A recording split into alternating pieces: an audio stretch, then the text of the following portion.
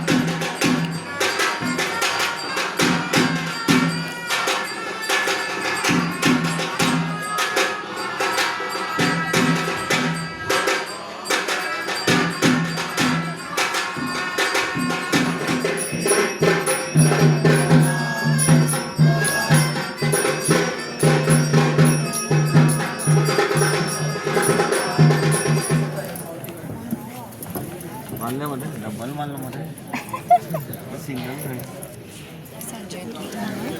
सांजचे कितें आसा?